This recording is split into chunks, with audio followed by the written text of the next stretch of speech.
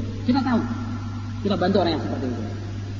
Tapi kalau dia utang, sedangkan harta bendanya banyak di rumah yang nggak mau bayar, maka orang yang meminjamkan uang pada dia berhak untuk mengambil hartanya. Berhak. Bahkan untuk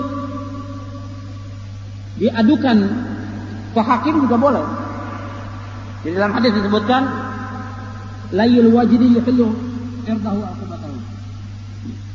Layul wajid artinya orang yang mampu, tapi dia menunda utangnya, dia tidak mau bayar, yuhillu irdahu aqbatahu. Maka halal untuk dicemarkan kehormatannya dan halal juga untuk diberikan hukuman kepada orang yang utang tidak bayar atau dia menunda utangnya padahal dia mampu untuk bayar.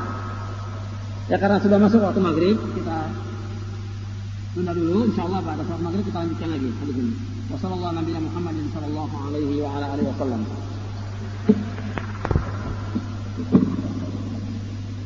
Alhamdulillah wassalatu wassalamu ala Rasulillah. Asyhadu an la ilaha illallah wahdahu la syarika lah wa asyhadu anna Muhammadan 'abduhu wa rasuluh. Allahumma shalli ala Muhammad wa ala ali Muhammad kama ba'd. Ayo ikhwah, azakumullah, kita lanjutkan kajian kita dari hadis ini. Hadis yang ke-36 dari Arba'in Nawawi atau hadis yang ke-245 dalam kitab Riyadhus Shalihin. Jadi yang sudah kita bahas 2 poin dari hadis ini, yaitu melapangkan kesulitan seorang mukmin. Allah akan memberikan kelapangan nanti pada hari kiamat. Yang kedua, yaitu memudahkan orang yang dililit hutang.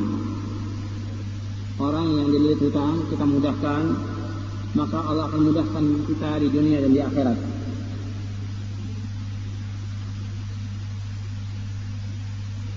Kemudian selanjutnya yang ketiga, saya tadi berbicara tentang poin yang kedua agak panjang karena ini dalam muamalah di antara sesama kita.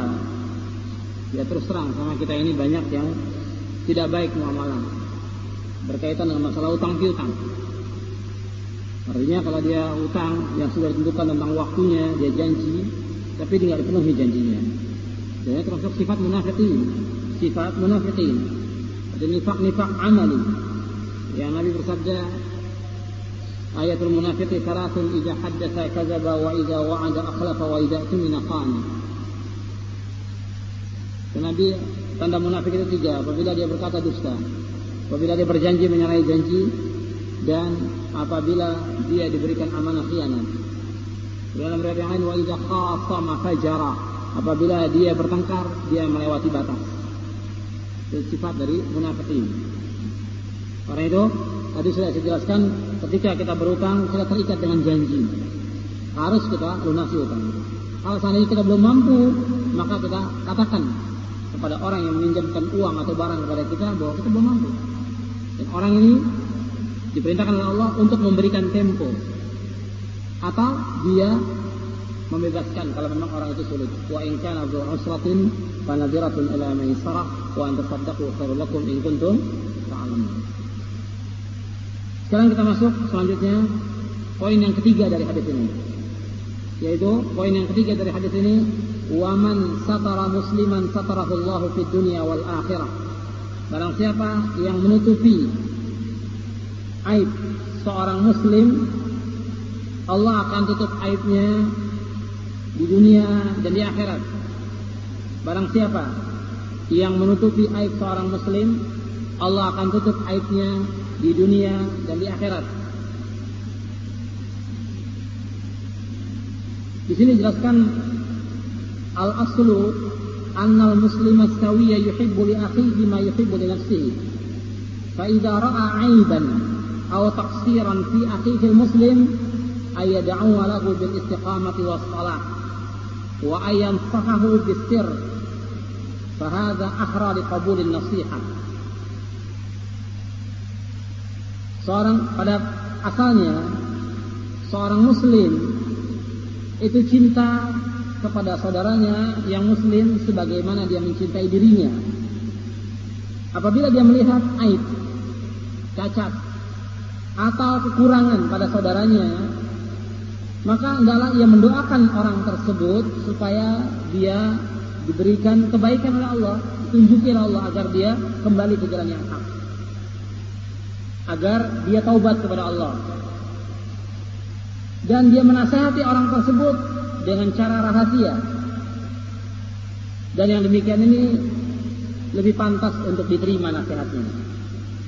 Jadi seorang muslim dengan muslim yang lain, apabila kita lihat dia mempunyai kekurangan, mempunyai aib, seorang muslim menutup aibnya, bukan menceritakan kepada orang lain, bukan membuka aib orang lain. Jadi seorang muslim dengan muslim lainnya ini harus kita menutupi aib orang lain. Jadi mastur, jangan sampai kita buka dan gak ada manfaatnya kita menceritakan saudara kita. Itu hukumnya haram. Menceritakan kejelekan saudara kita ini termasuk ghibah, dan ghibah itu hukumnya haram. Allah mengatakan ayyuhibbu ahadukum ayyakula lahma akhihi maitan fakarihtumu, dalam surah Al-Hujurat. Apakah seorang dari kamu suka makan bangkai saudaranya? Jelas semuanya akan jijik. Jadi kalau kita menceritakan aib saudara kita yang muslim, maka ini merupakan perbuatan ghibah dan dosa besar. Ghibah itu termasuk dosa besar.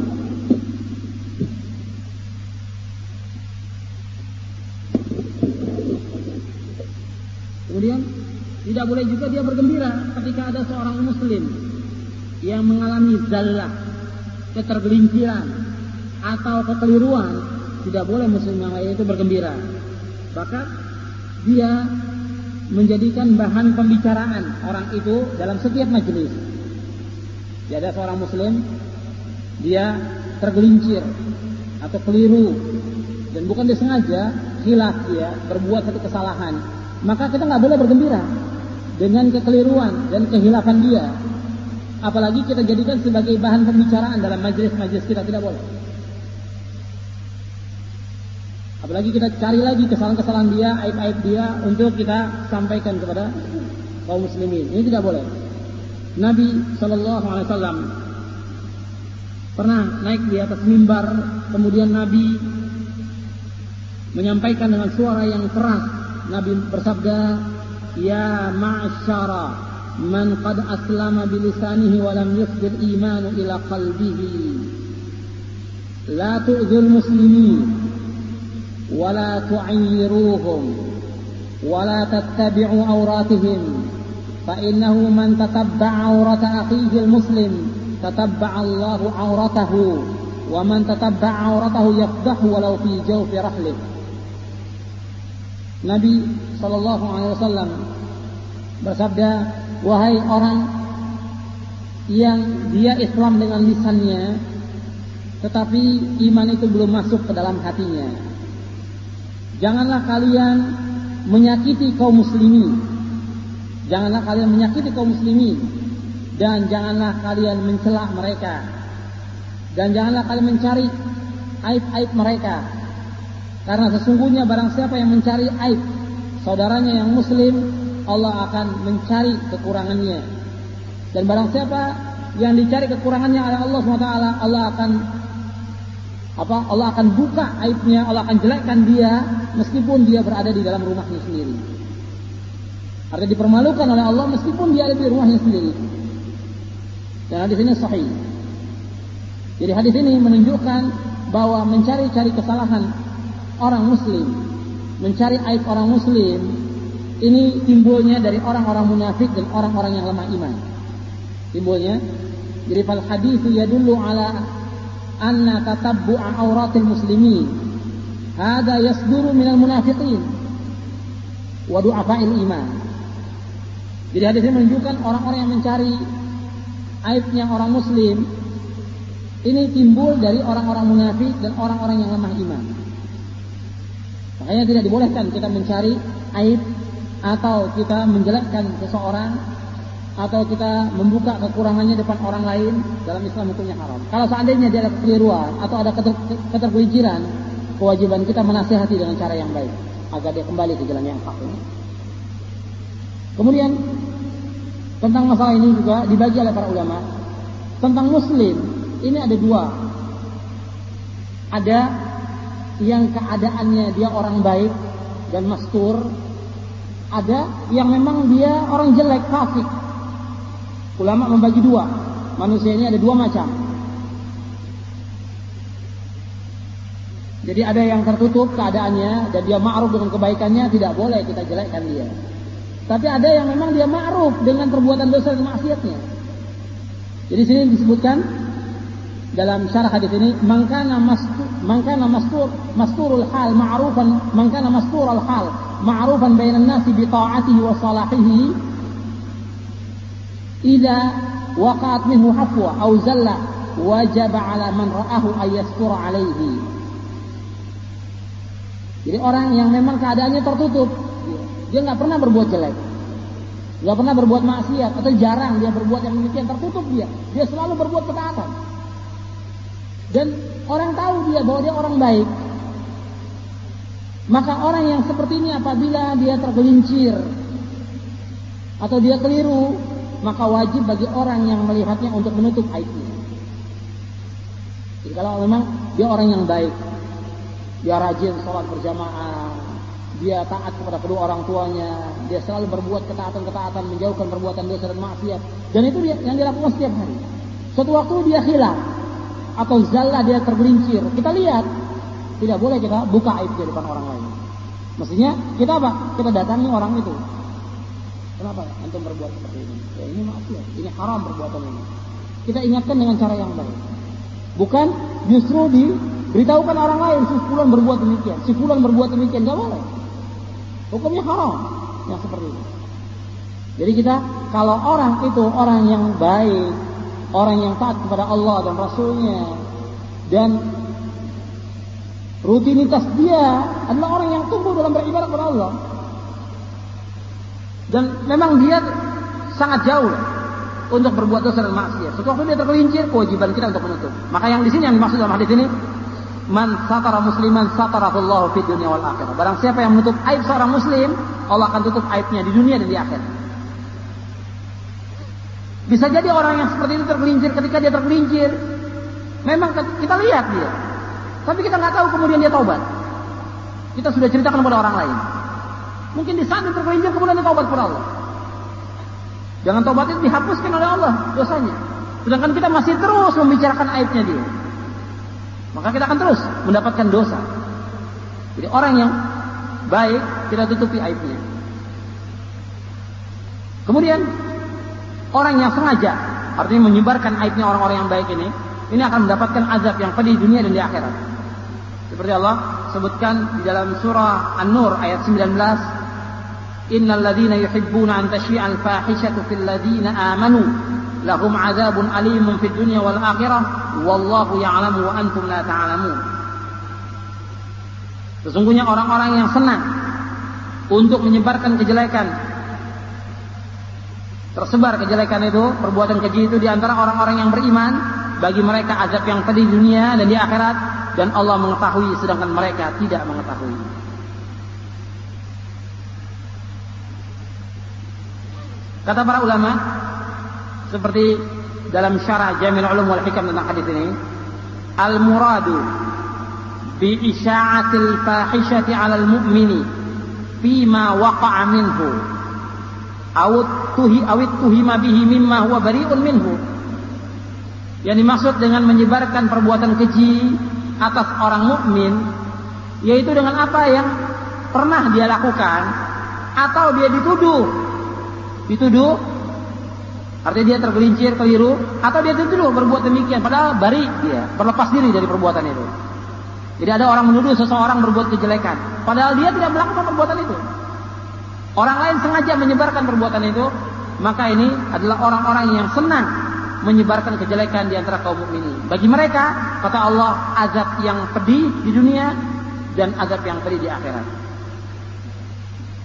Kemudian yang kedua, keadaan yang kedua tentang kaum muslimin, ada orang yang mangkana ma'rufan bima'asihi mujahiran biha la yubali minha wala bima qila Mithlu hadza darab minan nas la ghibata lahu. Barang siapa yang memang dia dikenal bahwa dia biasa berbuat maksiat, sudah ma'ruf dia di antara kaum muslimin, dia orang yang sering berbuat dosa dan maksiat, dan sengaja dia berbuat maksiat, terang-terangan dia berbuat maksiat, dan dia tidak peduli dilihat orang atau tidak, pokoknya dia berbuat maksiat. Maka orang yang seperti ini tidak ada ghibah. Tidak ada ghibah. Nanti kita bicarakan nggak apa-apa, apalagi kita mengingatkan orang lain supaya tidak mengikuti perbuatan itu. Umpamanya dia tarikus shalah, atau dia biasa minum khamar, atau dia berbuat maksiat terang-terangan, atau yang lainnya, yang kita tahu dia demikian, maka kita boleh. Termasuk yang seperti ini, yaitu orang yang berbuat bid'ah, yang sudah diingatkan, sudah dinasihati, tetap dia demikian. Maka menurut penjelasan para ulama ahlu sunnah tentang masalah yang seperti ini, maka kita wajib ingatkan. Bukan sunnah lagi, wajib kita ingatkan kaum muslimin dari orang tersebut. Jadi orang itu mengajak orang kepada bid'ah, mengajak orang untuk menyalahi sunnah-sunnah Nabi, mengajak orang kepada kesyirikan, dan dia sebagai tokoh. Maka ketika kita ingatkan, dia tetap demikian, kita nasihati, tetap demikian, dan dia terus melakukan yang seperti itu, kewajiban kita sebagai dai mengingatkan kaum muslimin dari orang tersebut. Dan itu tidak ada ghibah, wajib kita jelaskan. Kalau dia mengajak kepada bid'ah, dia mengajak kepada kesyirikan, dia mengajak kepada maksiat, dan kita tahu dan kita sudah sampaikan keterangan kepada dia dan kita sudah nasihati, tetap dia demikian, kewajiban kita mengingatkan kaum muslimin jangan sampai mengikuti orang itu. Dan ini tidak termasuk ghibah, tidak, bahkan wajib kita jelaskan kepada kaum muslimin. Sebab kalau kita diam, orang tidak tahu. Kalau kita diam, orang tidak tahu. Makanya ketika Imam Ahmad menjelaskan tokoh-tokoh ahlul bid'ah, ditanya kenapa engkau melakukan yang demikian? Kata Imam Ahmad bin Hanbal, "Idza sakattu ana wa sakata anta fama ya'riful jahilu as-sahiha min as-saqim." Apabila saya diam, kamu juga diam, kapan orang bodoh itu tahu yang benar dengan yang salah? Kapan orang yang bodoh itu tahu yang benar dengan yang salah? Kapan dia tahu? Bahkan dikatakan oleh Imam Yahya bin Yahya, ar-rad ala ahlul bid'ah mujahid. Orang yang membantah ahlul bid'ah itu termasuk orang yang berjihad di jalan Allah SWT. Jadi kita bahkan kepada orang yang seperti itu harus kita tahdzir. Dia sebagai tokoh ahlul bid'ah jelas mengajak kepada bid'ahnya. Bukan tuduhan, bukan kira-kira. Ya, seperti ada sebagian orang yang mereka menuduh orang-orang yang mengajak kepada sunnah, melarang orang berbuat bid'ah, dituduh dia tokoh ahlul bid'ah. Ini tuduhan, dosa besar menuduh. Orang yang bari berlepas diri dari perbuatannya itu dia tuduh, maka ini dosa besar, bukan dosa kecil. Kalau kita lihat dia mengajak orang kepada bid'ah, kita tahu dia mengajak kepada bid'ah, mengajak orang kepada kesesatan, kewajiban kita mengingatkan kaum muslimin jangan sampai mengikuti orang tersebut, wajib.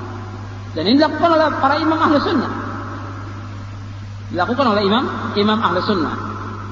Jadi yang seperti ini bukan kita menutupi lagi, harus kita jelaskan kepada umat tentang perbuatan itu. Makanya ketika Imam Ahmad bin Hanbal ditanya tentang orang yang dia puasa, dia sholat malam, dia i'tikaf, dengan orang yang menjelaskan kepada kaum muslimin tentang ahlul bid'ah, maka siapa yang lebih utama? Jawaban Imam Ahmad, kalau dia puasa untuk dirinya sendiri, dia i'tikaf untuk dirinya sendiri, dia sholat malam untuk dirinya sendiri. Sedangkan orang yang menjelaskan tentang kebid'ahan seorang, kesyirikan seseorang, yang sudah jelas dia mengajak kepada bid'ah dan syirik, maka dia termasuk mujahid. Kenapa?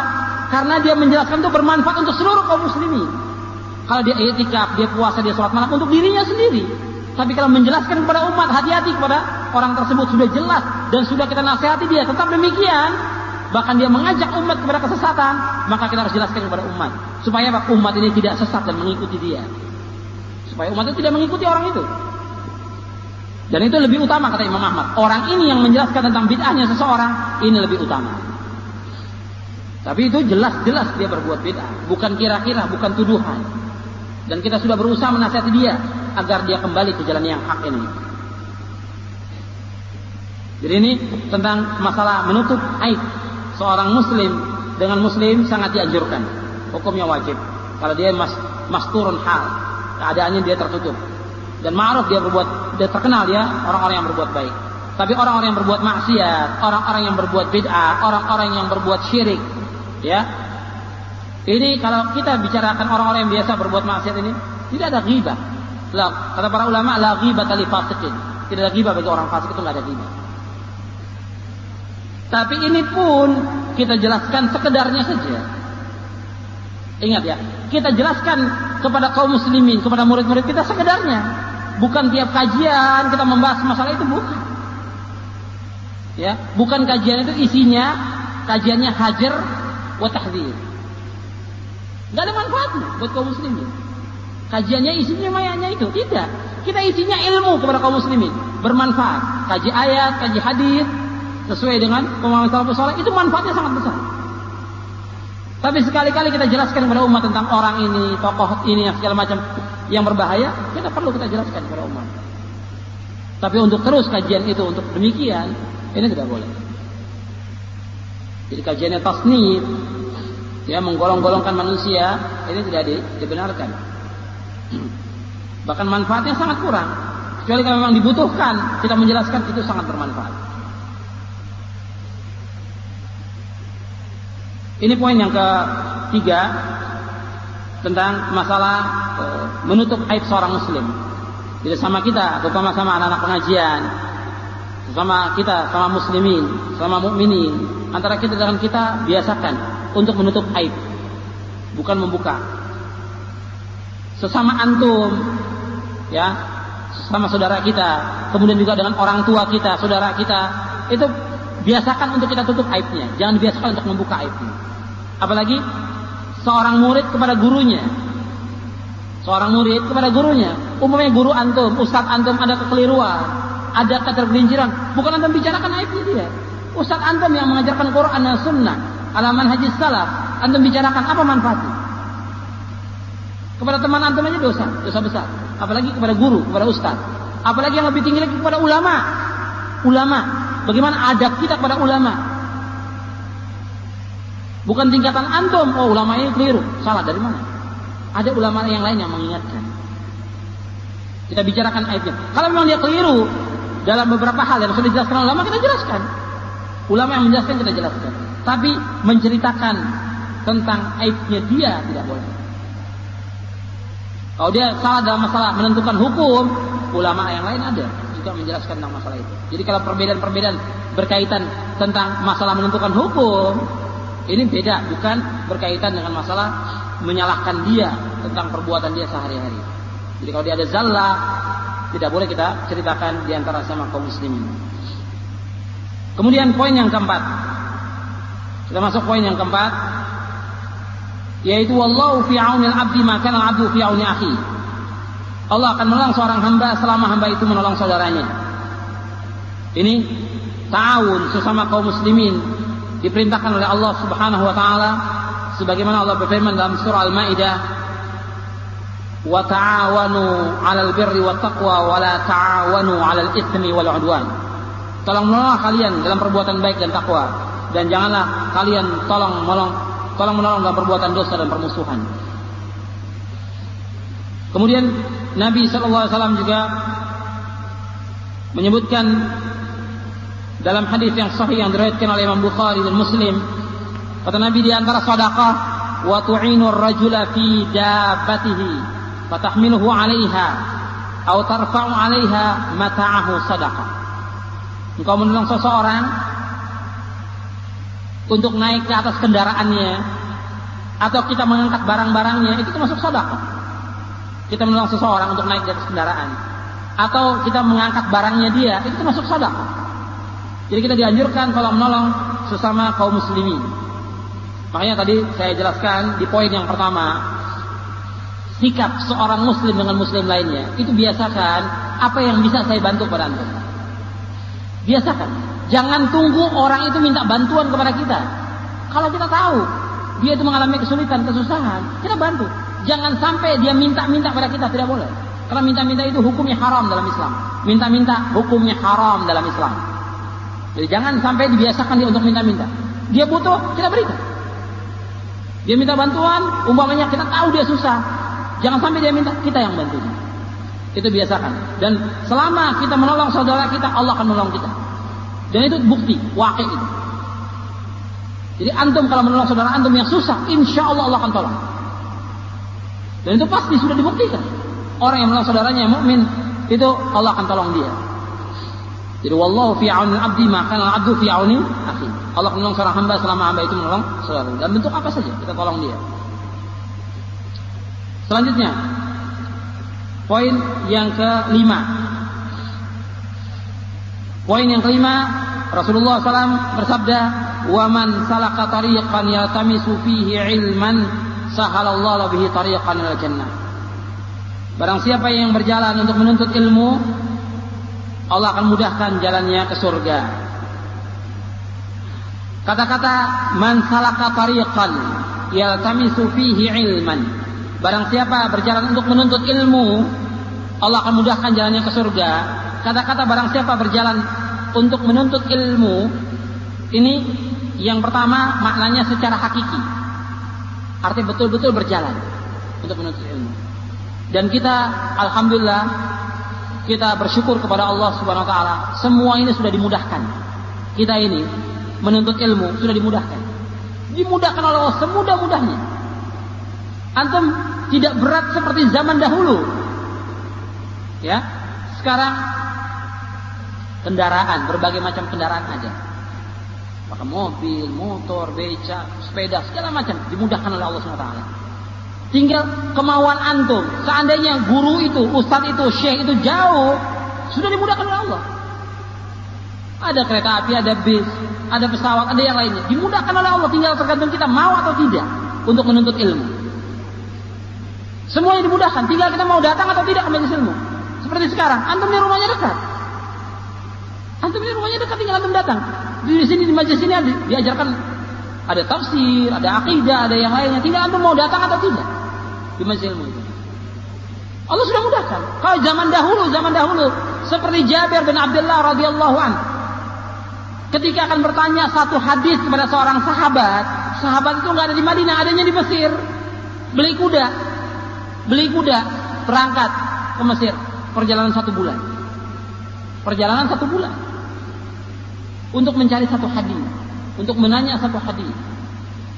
Belum lagi yang lainnya seperti Muhammad bin Sirin rahimahullah mengatakan, inni asirul layaliya wal ayyama fi talabil haditsil wahid. Sesungguhnya aku berjalan siang dan malam untuk mencari satu hadis. Belum lagi yang lainnya.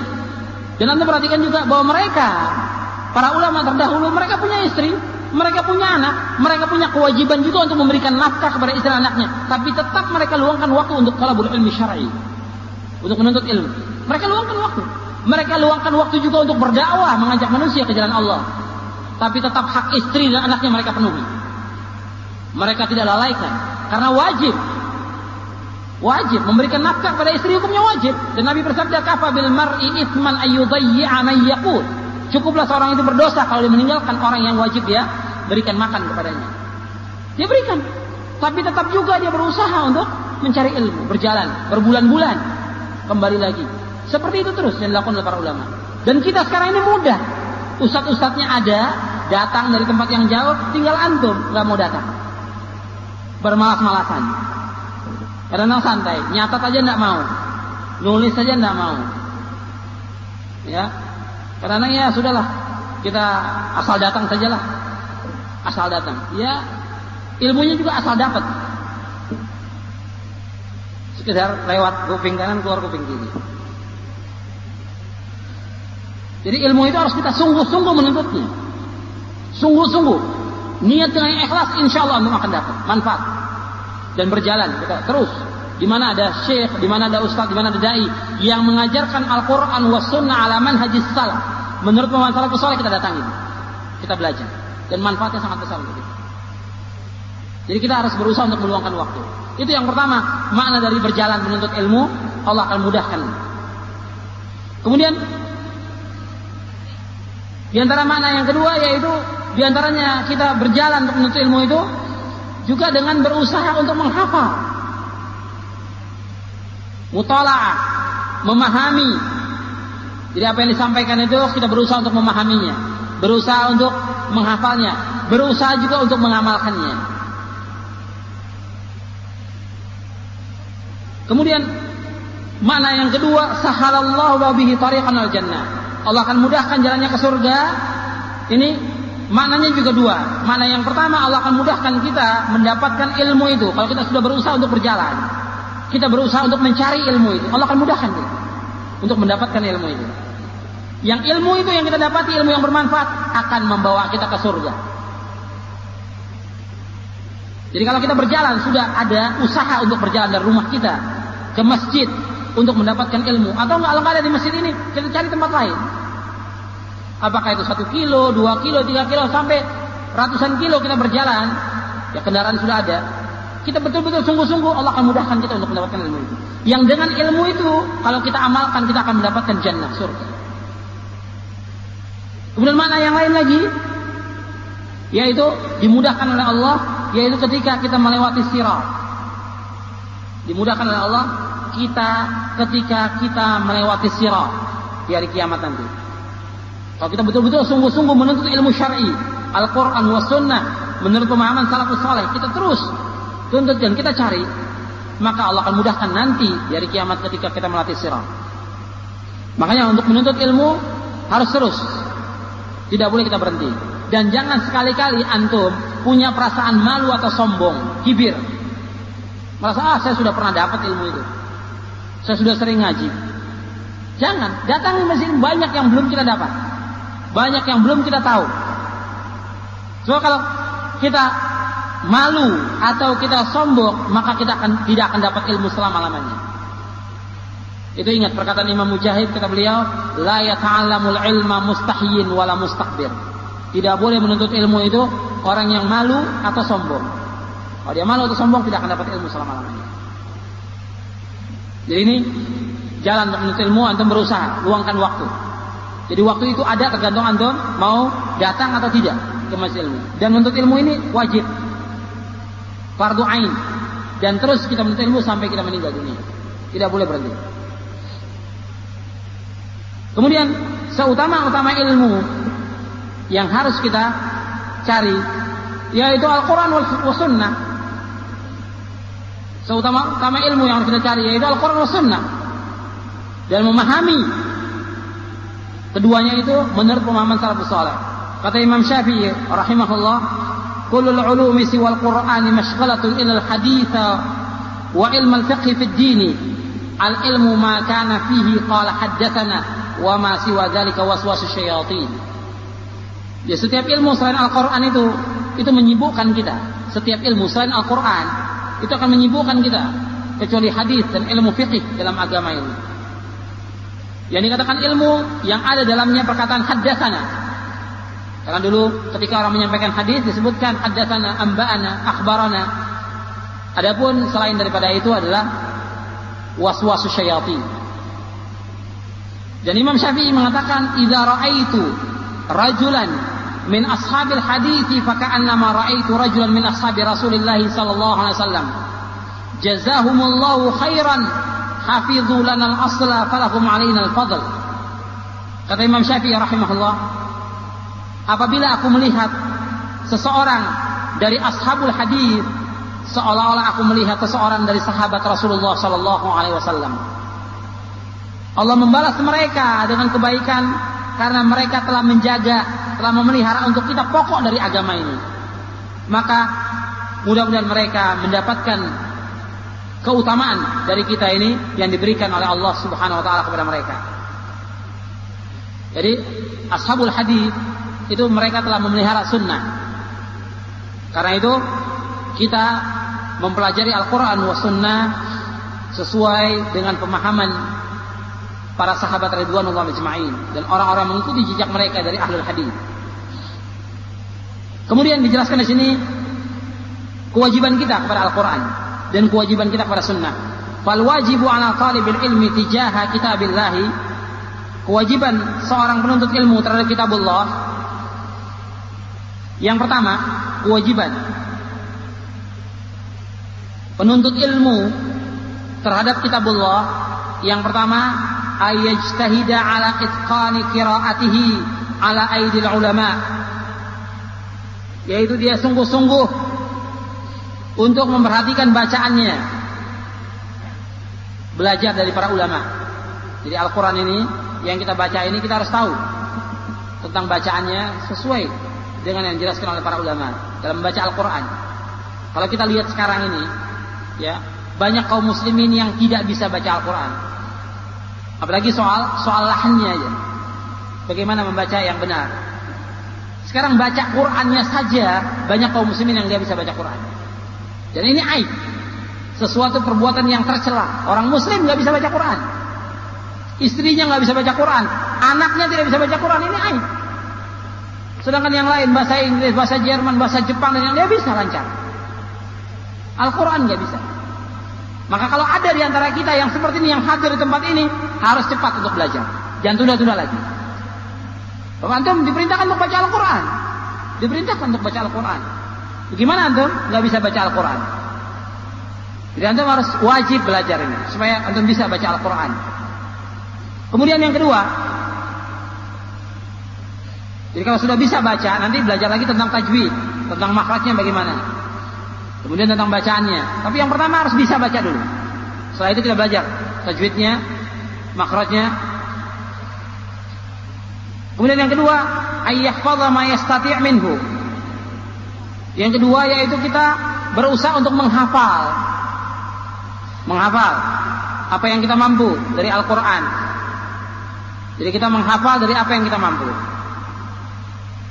Jadi antum berusaha untuk menghafalkan Al-Quran ini sedikit demi sedikit. Ya minimal untuk antum juz amma itu hafal. Juz amma itu hafal. Kemudian setelah itu Al-Baqarah. Karena Al-Baqarah itu setiap hari kita baca di rumah kita. Karena setan itu lari dari rumah yang dibacakan surah Al-Baqarah. Kita berusaha. Kita hafal, istri kita hafal, anak kita hafal. Itu minimal juz amma. Kalau lebih daripada itu lebih bagus lagi. Kalau lebih daripada itu, maka kita berusaha punya target anak-anak kita itu kalau bisa hafal Quran seluruhnya. Kalau tidak bisa ya meskipun hanya berapa juz, dia bisa hafal Quran. Jadi kalau antum niat, insya Allah Allah mudahkan. Insya Allah Allah mudahkan. Kemudian yang ketiga, kewajiban penuntut ilmu terhadap kitabullah ini yang ketiga, ayyabdula ma fi wus'ihi li fahmi ma'anihi wa yahtadiya bidzalika bi tariqi salafil ummah. Yaitu dia berusaha semampu dia untuk memahami makna Al-Quran ini. Dia berusaha semampu dia untuk memahami makna Al-Quran. Dan dia harus mengikuti jejak salafus saleh. Dia harus mengikuti untuk memahami Al-Quran ini jejak salafus saleh. Dia harus mengikuti dalam memahami Al-Quran jejak salafus saleh.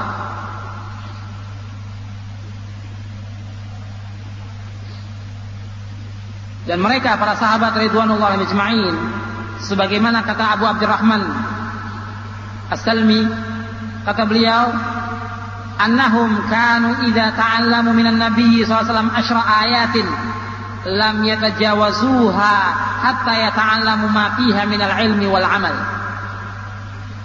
Qalu fata'allamna al-Qur'ana wal ilma wal amala jami'an.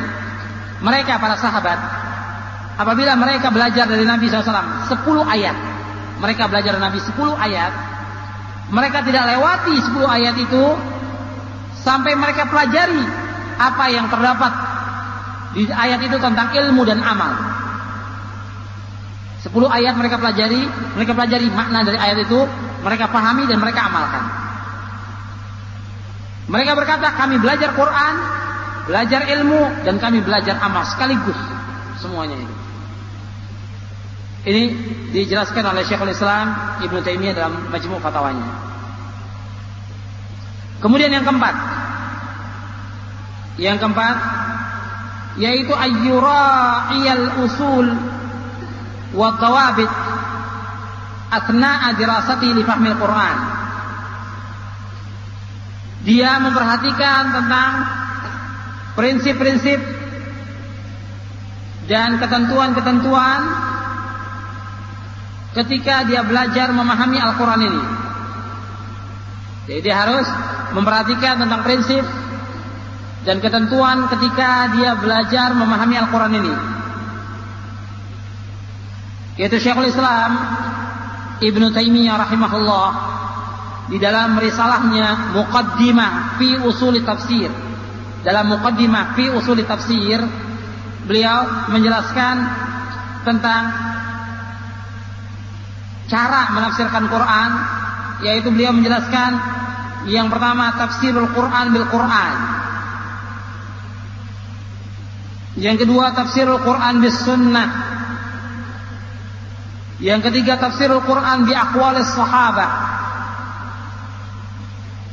Yang keempat tafsirul Quran bi aqwalit tabi'in. Jadi tafsir Quran dengan Al-Quran. Jadi ketika kita menafsirkan Quran, Al-Quran ditafsirkan dengan Quran yang lain. Jadi antara satu ayat dengan ayat itu tidak bertentangan dan tidak akan bertentangan selama-lamanya. Al-Quran tidak akan bertentangan selama-lamanya. Jadi Quran ditafsirkan dengan ayat yang lain. Kemudian Al-Quran ditafsirkan dengan sunnah. Al-Quran ditafsirkan dengan sunnah. Jadi nggak cukup dengan Quran saja. Al-Quran ditafsirkan dengan sunnah. Bahkan Al-Quran lebih sangat butuh kepada sunnah. Sebagaimana dikatakan oleh para ulama. Karena Nabi diberikan hak dan wewenang untuk menjelaskan Al-Quran. Jadi Al-Quran ditafsirkan dengan sunnah Nabi Sallallahu Alaihi Wasallam. Kemudian yang ketiga, Al-Quran ditafsirkan dengan perkataan para sahabat. Karena para sahabat yang lebih tahu tentang Al-Quran, di mana turunnya dan bagaimana turunnya, kemudian apa maknanya, apa maksudnya, para sahabat lebih tahu dan mereka sudah mengamalkan Al-Quran ini. Setelah itu Quran ditafsirkan dengan perkataan para tabi'in. Baru yang kelima itu ditafsirkan menurut lughatul Arab, dengan bahasa Arab. Adapun Quran, orang baca Quran ini dibaca kemudian ditafsirkan dengan ra'yunya, hukumnya haram dalam Islam. Jadi orang baca Al-Quran kemudian ditafsirkan menurut saya arti ayat ini begini, maknanya begini, penafsirannya begini, menurut ra'yunya dia tanpa melihat tafsir dari Al-Quran yang lain dan sunnah Nabi atau perkataan para sahabat, maka ini sesat dan menyesatkan. Ada beberapa riwayat yang menjelaskan, tapi riwayatnya ada kelemahannya. Man fassara Al-Quran bira'yihi falyatabawwa maq'adahu minan nar. Al-Hafidz Ibnu Katsir membawakan dalam muqaddimah tafsirnya, barang siapa yang menafsirkan Quran dengan ra'yunya, maka adalah yang menempatkan tempat duduknya di neraka. Barang siapa yang menafsirkan Quran dengan ra'yunya, maka adalah yang menempatkan tempat duduknya di neraka. Karena itu Abu Bakar As-Siddiq radhiyallahu anhu ketika ditanya satu ayat yang beliau tidak tahu, dipaksa untuk mengetahui juga. Maka kata Abu Bakar As-Siddiq, ayyu ardin tuqilluni wa ayyu sama'in tudhilluni idza qultu fi kitabillahi ma lam a'lam.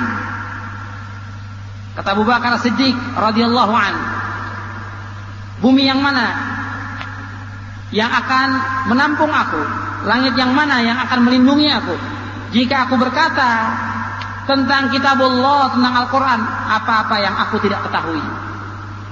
Itu takutnya sahabat Abu Bakar As-Siddiq radhiyallahu anhu, sangat takut, luar biasa. Dia tidak sembarangan mereka menafsirkan Al-Quran. Karena itu Umar